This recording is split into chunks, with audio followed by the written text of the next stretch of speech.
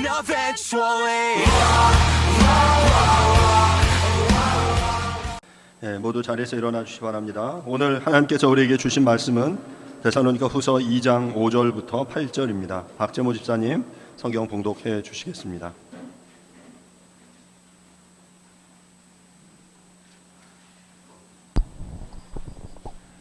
하나님께서 오늘 우리에게 주신 말씀은 데살로니가 후서 2장 5절부터 8절 말씀입니다. 말씀을 봉독하겠습니다.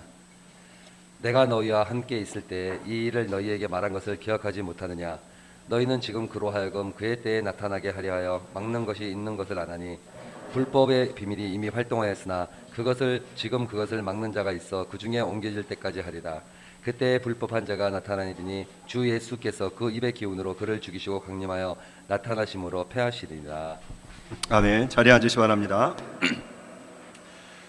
지난주는 저희가 함께 수련회를 함께 갔고요. 그래서 마태복음 말씀을 잠깐 보았고요.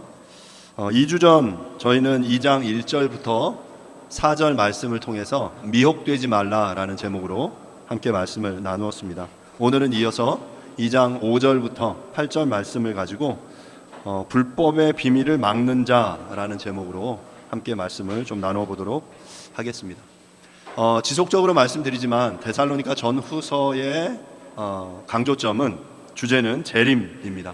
다른 말로 주의 날이죠. 주님의 날.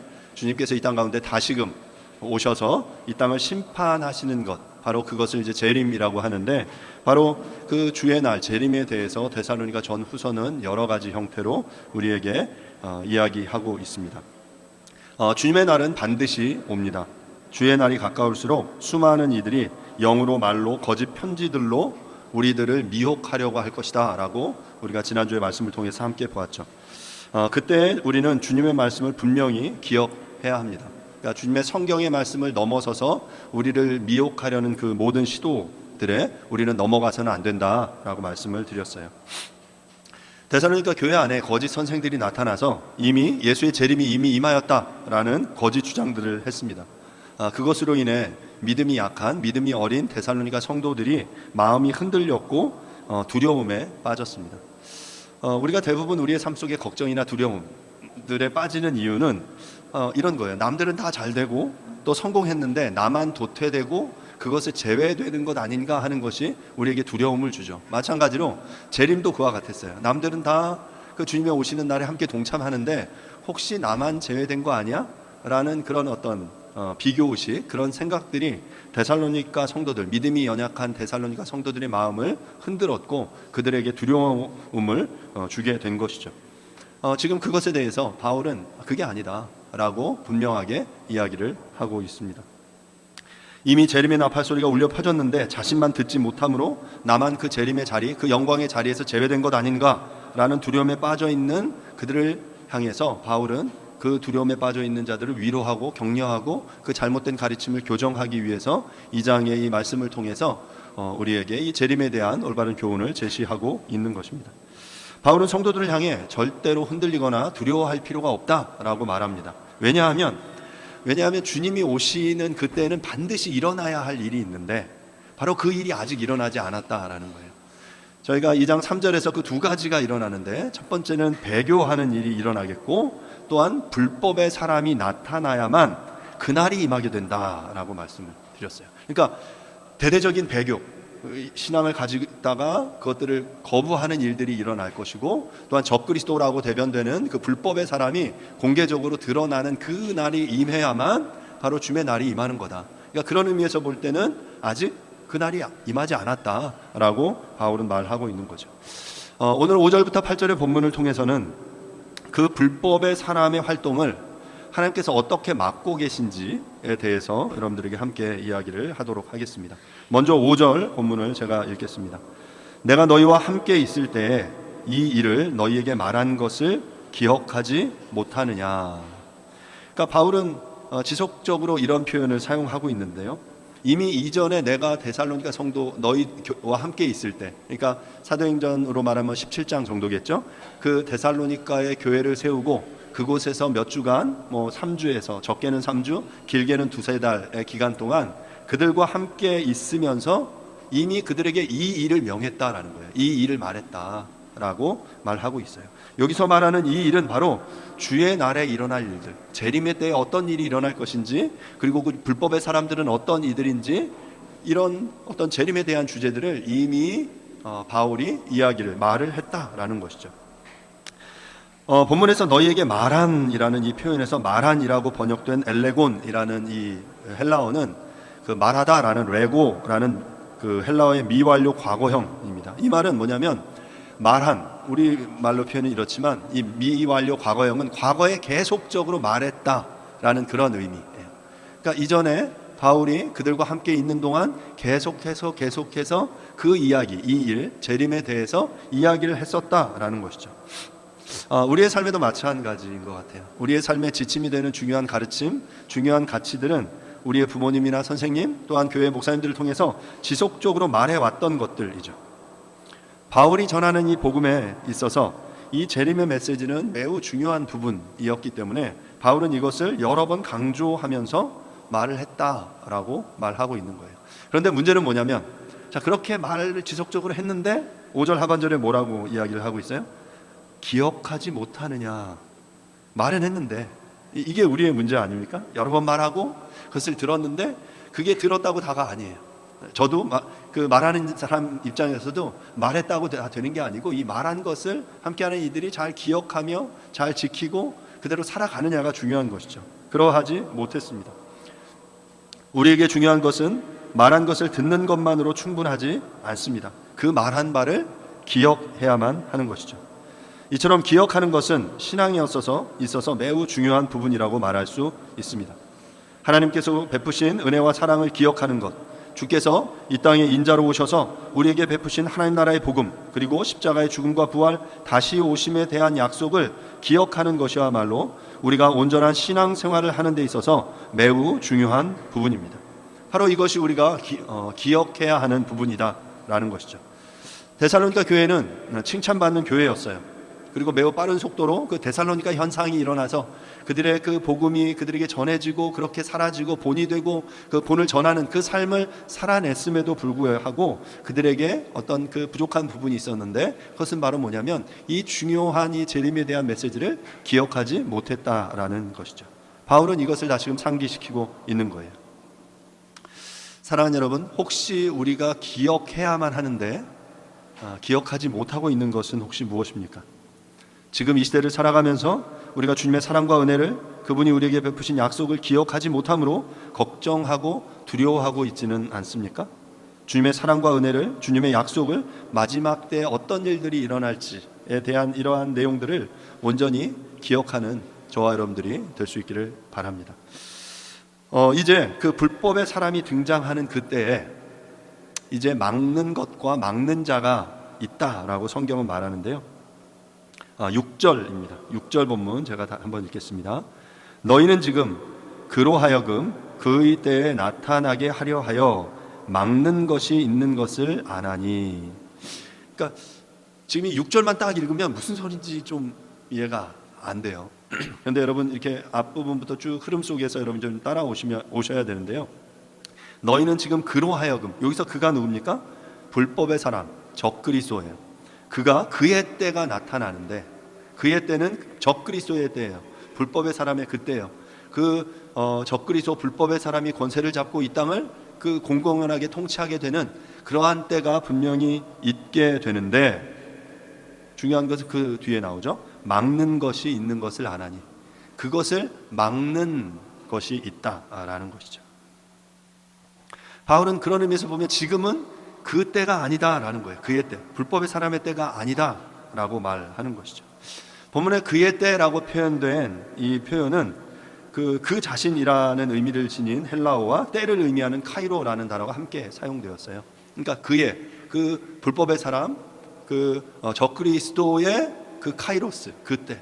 이 카이로스는 보통 하나님의 때를 의미할 때 사용되는 그런 표현이죠. 연대지기적인 시간, 크로노스가 아니라 하나님의 경륜 속에서의 어떤 결정적인 때, 그 시간을 의미하는 단어가 바로 카이로스라는 단어인데요. 주의 날이 그렇게 주님의 결정적인 때에 임하는 것처럼 마찬가지로 불법한 자가 나타나는 것도 하나님의 경륜 속에 어떤 특정한 때다라는 거예요. 이러한 불법한 자가 활동하는 시기는 바로 주님의 재림 직전에 하나님께서 잠시 허락하신 환난의 때를 의미합니다. 이것은 이제 계시록에 보면 이런 내용들이 계속 등장해요.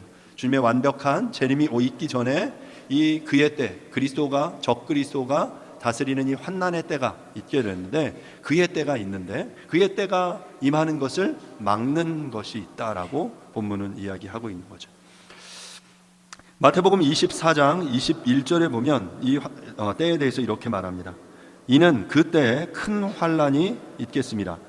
창세로부터 지금까지 이런 환난이 없었고 후에도 없으리라.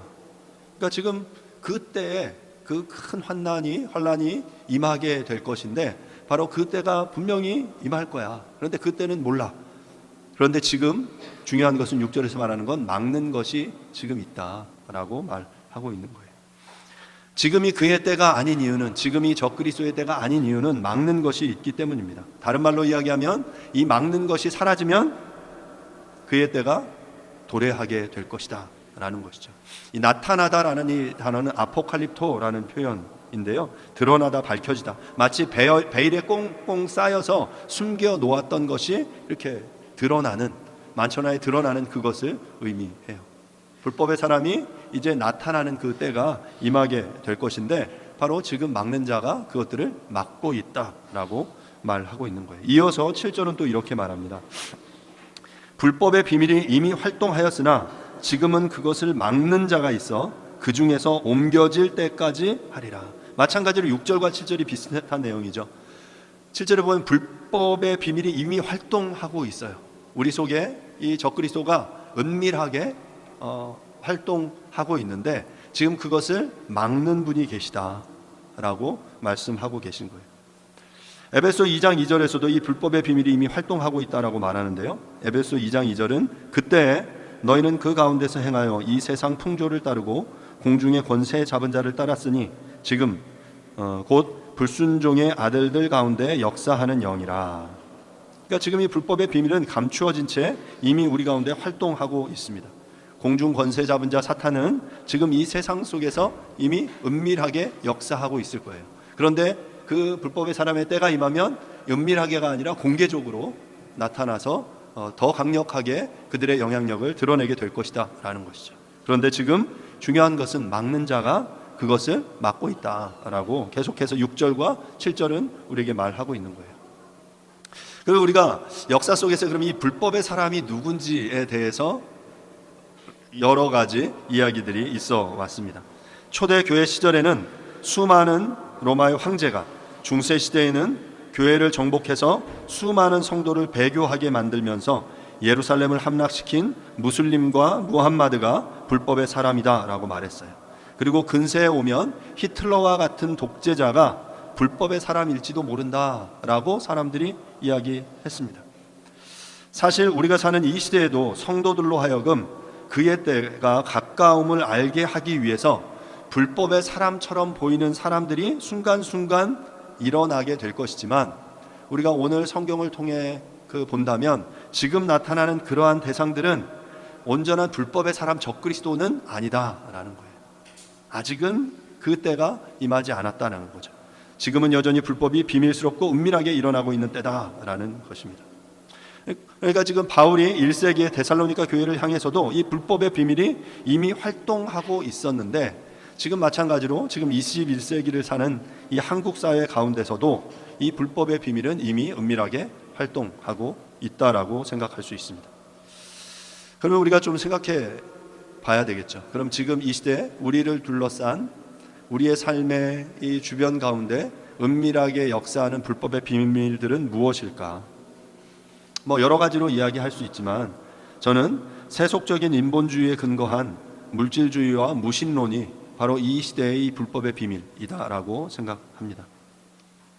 서구 사회가, 특히 미국 사회의 경우 처음 그 나라가 세워질 때 이 성경의 가치 위에 나라가 세워졌어요. 하지만 더 이상 공공연하게 이 학교나 공공의 영역에서 성경을 가르치지 못합니다. 이미 그 퍼블릭한 영역, 공공의 영역에서 성경의 가르침은 주변부로 물러나 버렸고 인간이 만물의 중심이고 더 이상 신의 존재를 전제하지 않아도 사람들은 얼마든지 세상을 행복하게 살 수 있다라고 가르치고 있어요. 성경이 주장하는 절대 가치와 거대 담론은 이제 더 이상 설 자리가 없어져 버렸고, 물질과 소비가 주는 행복과 부요가 인간의 삶을 풍성하고 행복하게 해줄 수 있다는 이 가르침이 팽배하고 있습니다. 바로 이것이 무신론과 물질주의와 소비주의, 이 시대의 이런 가르침들이에요. 제가 얼마 전에 예전에 한 5년 전에 한번 읽었던 책을 다시 한번 꺼내서 읽었습니다. 읽은 책은 뭐냐면 이스라엘의 역사학자인 유발 하라리가 쓴 사피엔스와 호모데우스라는 두 권의 책입니다. 이 사피엔스는 어떻게 인간이라는 인간이 이 지구상의 주인이 될 수 있었는가를 다루는 그런 책이에요. 유발 하라리는 철저한 무신론자의 진화론자입니다. 그의 시각에서 그는 신을 전제하지 않은 채 인간이 이 전 지구의 주인이 될 수 있었던 것은 인지혁명, 농업혁명, 과학혁명을 통해서 인간이 만물의 영장이 될 수 있었다라고 가르쳐요. 주장해요. 그리고 그는 이어서 더 흥미로운 주장을 연이어 하는데, 그 이후에 나온 책이 뭐냐면 호모데우스라는 책입니다. 이 호모데우스라는 책에서는 오랜 신화들이 21세기 신기술과 만날 때 어떤 일이 일어날까에 대해서 다루고 있는데요. 그러니까 지금 근대 과학은 우주가 계획도 목적도 없는 과정이다라고 말했고, 이미 인간이 주인 되어서 신이 없는 신의 죽음을 받아들이고 과학의 발전과 경제의 성장을 추구하는 이 과정 속에서 인간은 인본주의를 받아들였고, 인간이 그 욕망을 극대화하는 과정 속에서, 이 과정에서 인간이 직면하는 굶주림과 전염병과 이 전쟁들을 하나하나 정복해 나가면서 결국 인간은 무엇을 추구하냐면 그 불멸과 행복과 신성을 향해 한 걸음씩 나아간다. 그리고 그것이 바로 인간이 호모데우스, 인간이 신이 되는 과정이다라고 그는 주장을 하고 있어요. 그러니까 지금 우리가 하나님을 배제한 채 이 시대의 이 불법의 비밀은 바로 인간의 힘으로 이 영원한 행복과 신성을 추구할 수 있다라고 말하고 있는 거예요. 그래서 지금 이 호모데우스에서 마지막 부분에서 불멸과 행복과 신성을 추구하는 가장 최정점에서 인간이 최근에 다루고 있는 것이 바로 생물학과 이 빅데이터, 최신 이 과학 기술이다라고 말하고 있습니다. 결국 인간의 기술의 발달을 통해서 금단의 영역인 불멸과 행복과 신성을 향해 나아간다라고 그는 이야기를 하고 있어요. 이런 주장 속에 신이 설 자리는 없습니다. 그러니까 하나님 없는 이 것들을, 하나님 없이 인간이 이 불멸을 향해, 그러니까 죽지 않는 거죠. 금단의 열매를 따먹고 영원한 행복, 신성, 하나님의 자리를 찬탈할 수 있다라고 가르치는 것이 바로 이 시대의 인본주의의 극단의 가르침이다라는 거예요.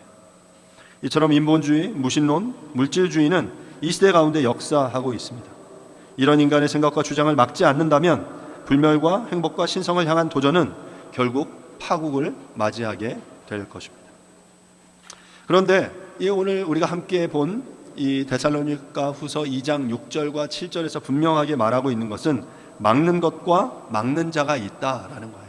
지금 인간의 이러한 시도들, 이러한 불법의 비밀이 하나님을 대적하여 배교를 일으키고 사람들을 이 어둠 가운데로 미혹하는 것이 있지만, 여전히 지금 막는 것과 막는 자가 있다라고 말하고 있는 거예요.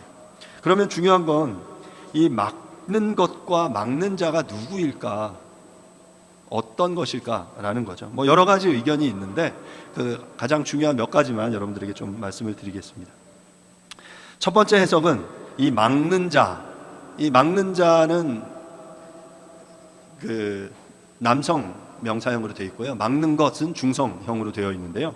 이 막는 자를 성령으로, 또한 막는 것을 교회의 활동으로 보는 견해가 있습니다. 저는 이 견해도 좋은 견해라고 생각해요. 초월적인 힘을 지닌 불법의 사람을 막기 위해서는 그보다 월등한 힘을 가져야 하기 때문에 바로 막는 자인 성령 하나님께서 바로 불법한 사람을 막고 계시다. 그리고 교회에 바로 성령께서 막는 역할을 교회에게 맡겨주셨다라는 것이죠. 불법의 비밀이 이미 활동하고 있지만 성령 하나님께서 빛과 세상의 빛과 소금인 교회를 통해서 이것을 막고 계시다라는 것이 하나의 해석입니다. 두 번째 해석은 바울로 대표되는 선교사들과 복음 전도자들을 통해서 불법의 사람이 제때 나타나도록 하나님이 막고 계시다라고 보는 견해예요. 그러니까 그때가 되기 위해서는 그 성경은 뭐라고 말하냐면 복음이 모든 족속에게 증거될 때에야 종말의 때가 임한다라고 말하거든요. 마태복음 24장 14절을 보면 이 천국 복음이 모든 민족에게 증언되기 위하여 온 세상에 전파되리니 그제야 끝이 오리라. 그러니까 이 복음이 천국 복음이 모든 세상의 온 족속들에게 다 증거되고 나면 이제야 그때가 임하게 된다. 그러니까 지금 이것을 막고 있는 것은 이 복음을 전하는 자들이다라는 것이죠. 세 번째 해석은 로마 황제로 대표되는 통치자들과 다스리는 자들, 그리고 그 다스리는 자들의 통치 행위 자체를 막는 것이다라고 보는 견해입니다. 그러니까 로마 제국의 법 질서가 확고하게 서 있는 동안 불법의 사람이 역사의 장에 활개치는 것을 막는다라는 것이죠. 그러니까 팍스 로마나 요즘은 팍스 아메리카나라고도 말할 수 있죠. 이 로마의 평화가 유지되는 한, 미국의 평화가 유지되는 한 더 이상 이 불법의 사람이 등장하지 못할 것이다 라고 말하는 것이 세 번째 견해예요. 현재 아이러니하게 로마 황제는 적그리스도로 예표되기도 하지만 이것처럼 로마 황제 자체가 막는 자의 역할을 한다라는 거죠. 왜냐하면 하나님께서 이 시대의 일반 그 은총을 통해서 이 시대의 법 질서와 이 때로는 윤리와 문화 이 영역들을 통해서 이 시대를 통치하고 다스리시고 보호하시고 유지하신다라고 보기 때문입니다. 이처럼 하나님이 세우신 권위로 이 세상을 보호하기 위한 도구로 보는 것이죠. 성경의 가르침은 이런 세상을 통치하고 다스리는 권세에 복종할 것을 명합니다. 왜냐하면 이런 통치자들을 통해서 하나님께서 악을 징벌하고 선을 권장하실 것이기 때문입니다. 우리가 어떤 해석을 취하든지 이 본문에서 우리가 유의 깊게 생각해야 할 것은 하나님께서 막는 것과 막는 자들을 통해서 불법의 사람들을 통제하고 계시다라는 것입니다. 하지만 통제하고 계시지만 여전히 불법의 비밀은 은밀하게 역사하고 있다라는 거죠. 그리고 그 때가 왔을 때 공개적으로 드러나게 될 것이다 라는 것인데요. 바로 8절이 그렇게 그 이야기를 하고 있어요. 마지막으로 8절입니다. 그때 불법한 자가 나타나리니 주 예수께서 그 입의 기운으로 그를 죽이시고 강림하여 나타나심으로 패하시리라. 바로 그때, 앞서 7절에서 그것을 막는 자가 그 중에서 옮겨질 때, 다른 말로 말하면 불법의 비밀을 막는 자가 그 활동을 중단할 때, 복음이 온 민족에게 전파될 때, 그때가 되면 은밀하게 활동하던 불법한 자가 이제 공개적으로 8절에서 나타날 것이다 라고 말하는 거예요. 여러분, 이 불법한 자가 공개적으로 나타나면 어떤 일이 일어날까요? 저는 우리에게 그런 일, 우리가 사는 동안 그런 일이 일어나지 않기를 원하지만 항상 우리의 모든 때가 말세라고 여겨졌어요. 말세 지말이다라고 여겨졌어요. 정말 우리의 때에 그 주님의 재림이 오게 될지도 모릅니다. 그렇다면 반드시 주님의 때가 오기 전에 이 환난의 그 때가 임하게 될 거예요. 불법의 사람이 등장하게 될 것이고, 그때가 되면 성경이 중요하게 여기던 모든 가치들이 깨어지게 될 것입니다. 생명, 성, 가정, 결혼, 거룩, 성경이 주장하고 있는 이런 가치들이 무시될 것입니다. 지금은 막는 것과 막는 자가 그것들을 막고 있지만 그때가 되면 불법한 사람들이 노골적으로 나타나서 믿는 자들을 핍박하고 배격하고 우리가 중요하게 여겨던 가치들을 모두 다 무시할 것이고 그것을 깨뜨려 버릴 거예요. 그리고 믿는 자들이 핍박을 받게 되겠죠. 그래서 그 과정을 통해서 공개적으로 많은 이들이 배교의 길을 가게 될 것입니다. 하지만 여러분, 이 8절은 그렇게 끝나지 않아요. 8절 후반부를 보시면요, 8절 하반절은 이렇게 말합니다. 주 예수께서 그 입의 기운으로 그를 죽이시고 강림하여 나타나심으로 패하시리라. 우리가 잊지 않고 기억해야 할 것은 마지막 순간에 불법의 사람을 막는 것과 막는 자가 사라지면 이전에 본 적 없는 그 일들이 벌어지게 될 것이지만, 하지만 더 중요한 것은 그 상황으로 끝나지 않는 거예요. 바로 그때 주님께서 나타나셔서 강림하심으로 그 불법의 사람들을 단숨에 패하실 것이다 라고 성경은 이어서 말하고 있는 거죠. 그분이 나타나셔서 어떻게 그 불법의 사람을 패하십니까? 그 입의 기운으로 그를 죽이시고 라고 말하고 있어요. 본문에 그 입의 기운이다라고 표현된 이 푸뉴마라는 단어는 영혼, 정신, 숨결, 성령으로 번역되는 단어입니다. 대부분의 영어 성경은 breath로 번역을 했고요. 킹 제임스 버전은 spirit으로 번역을 했어요. 그러니까 주님의 숨결이 불어 넣어지면, 주님의 호흡이 발해지면, 주님의 영이 임하면 바로 이 어둠의 세력들이 죽임을 당하고 패하게 될 것이다 라고 말하고 있는 것이죠. 바로 이것에 대해서 이사야서 11장 4절에 이사야가 이렇게 말했어요. 공의로 가난한 자를 심판하며 정직으로 세상의 겸손한 자를 판단할 것이며 그의 입의 막대기로 세상을 치며 그의 입술의 기운으로 악인을 죽일 것이며. 이 이사야서 14장은 메시아가 이 땅에 오셔서 어떤 활동을 하실 것인지를 말하는데 4절에는 그 입술의 기운으로 악인을 죽일 것이다. 바로 지금 우리가 함께 본 데살로니가 후서 2장 8절에서 이야기되는 그 말씀이죠. 그 입의 기운으로 그 대적들을 멸하시고 파하시고 죽이시겠다라고 말씀하신 거예요. 그 입의 기운이 어떤 형태로 역사할지는 잘 모릅니다.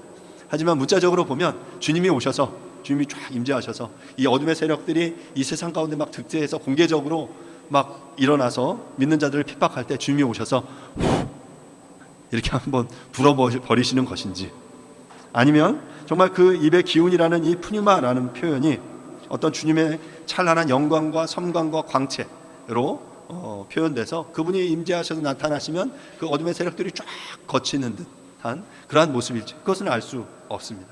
하지만 중요한 것은 그 주께서 그렇게 오셔서 그 입의 기운을 발하시면 적그리스도가 아무리 강력해도, 그리고 아무리 공공연하게 공개적으로 믿는 자들을 핍박한다 할지라도 그 모든 일들이 단숨에 다 제압될 것이다 라는 거예요. 본문은 이렇게 말했죠. 그 입의 기운으로 그를 죽이시고 강림하여 나타나심으로 패하시리라. 그러니까 죽이실 것이고 그 능력을 패하실 것이다 라고 말씀하고 있습니다. 결국 주님의 강림하심과 나타나심은 불법한 자 적그리스도의 죽음으로 귀결될 것이다 라고 본문은 말하고 있어요. 오늘 말씀을 좀 마무리하겠습니다. 주님께서 재림하시기 전에 불법한 자들의 때가 이르면 대대적인 배교와 불법한 자들의 공개적이고 노골적인 악행이 자행되어 믿는 이들에게 큰 고통이 임하게 될 것입니다. 이런 일들이 없기를 바라지만 반드시 이 일은 있다라고 성경은 말해요. 하지만 우리가 그 불법한 자의 존재를 인정하면서도 이를 두려워하지 않을 수 있는 것은 그의 때가 이르기까지 막는 것과 막는 자가 분명히 있고 이를 통제할 것이기 때문이고요. 또한 그때가 되면, 그리고 주님의 때가 되면 주님의 입술의 기운으로 그것들을 멸하실 것이기 때문입니다.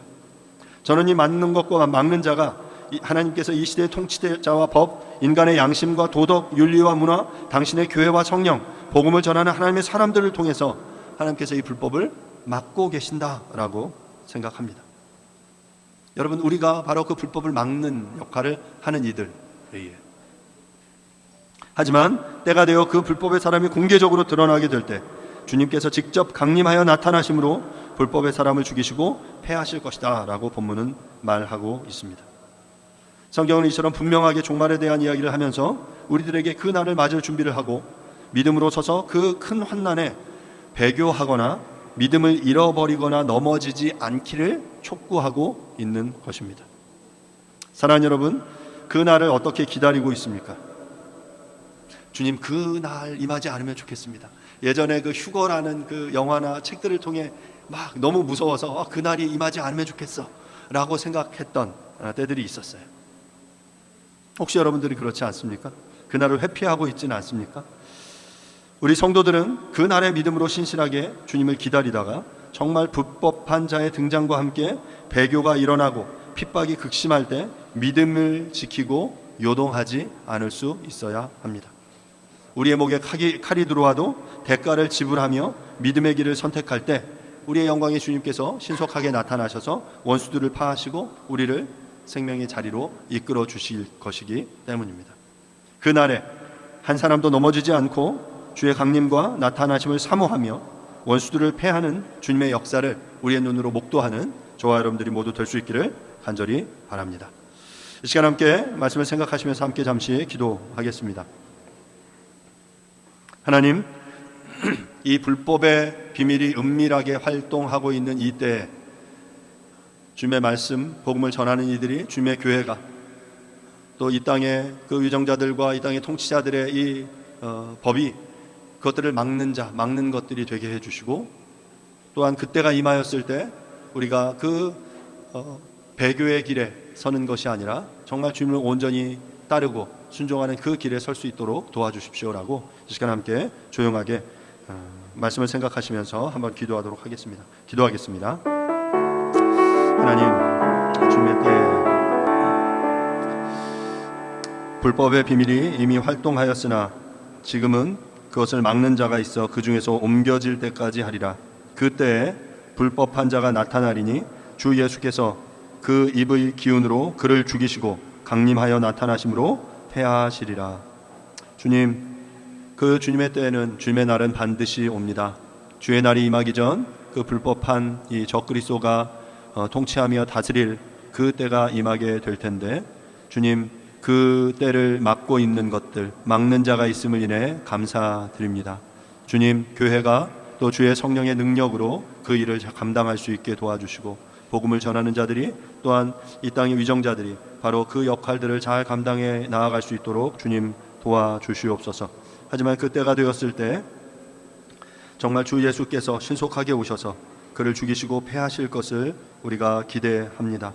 주님, 주님의 때는 반드시 임하게 될 것입니다. 우리가 그때 회피하거나 배교하거나 주님을 거부하지 않고 정말 온전히 주님을 시인하며 믿음의 이 비밀을 지키는 자의 자리에 설 수 있도록, 그래서 그 영광에 함께 동참할 수 있도록 은혜를 베풀어 주시옵소서.